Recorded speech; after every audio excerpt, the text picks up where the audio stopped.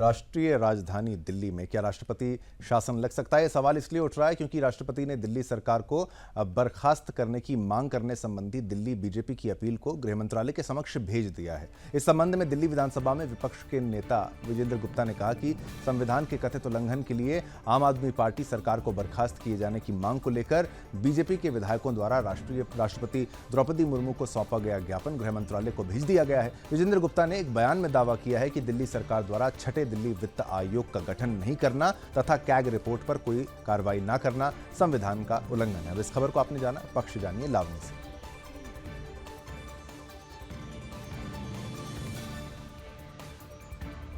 अगर इस खबर के पक्ष की तरफ चलें तो भाजपा विधायकों की एक प्रतिनिधि मंडल ने 30 अगस्त को राष्ट्रपति से मुलाकात करके ज्ञापन सौंपा था, जिसमें मुख्यमंत्री अरविंद केजरीवाल के जेल में होने के कारण दिल्ली में उत्पन्न संवैधानिक संकट के बीच तत्काल हस्तक्षेप करने का आग्रह किया था। विजेंद्र गुप्ता ने राष्ट्रपति सचिवालय से प्राप्त एक पत्र को साझा करते हुए कहा कि राष्ट्रपति ने ज्ञापन का संज्ञान लेते हुए उसे गृह सचिव को भेज दिया है। आगे उन्होंने कहा कि गृह सचिव से इस मामले पर तत्काल और उचित कार्रवाई करने का आग्रह भी किया गया है। साथ ही दिल्ली सरकार की कार्यप्रणाली पर गंभीर चिंता व्यक्त की गई है।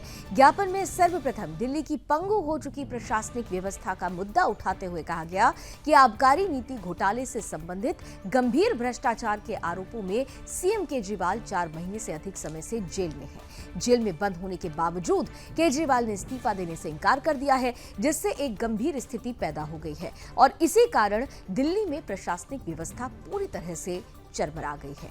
इस खबर का विपक्ष जानिए दिव्या से।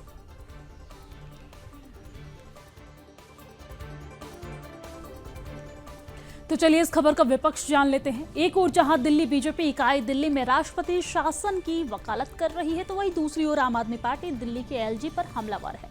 कानून व्यवस्था को लेकर आम आदमी पार्टी ने आरोप लगाया है कि बीजेपी के एलजी से दिल्ली की कानून व्यवस्था नहीं संभल रही है, वो पद से इस्तीफा दे। साथ ही उन्होंने आरोप ये भी लगाया है कि दिल्ली में लगातार बढ़ते जा रहे अपराध के लिए बीजेपी के एलजी और केंद्र सरकार जिम्मेदार है। जहां भी बीजेपी के पास कानून व्यवस्था का जिम्मा, वहां के हालात बेहद खराब है। हाल ही में हुई सीमापुरी में गोलीबारी की घटना का जिक्र करते हुए कहा कि ये घटना ने साबित कर दिया है कि बीजेपी के एलजी से कानून व्यवस्था नहीं संभाली जा रही है।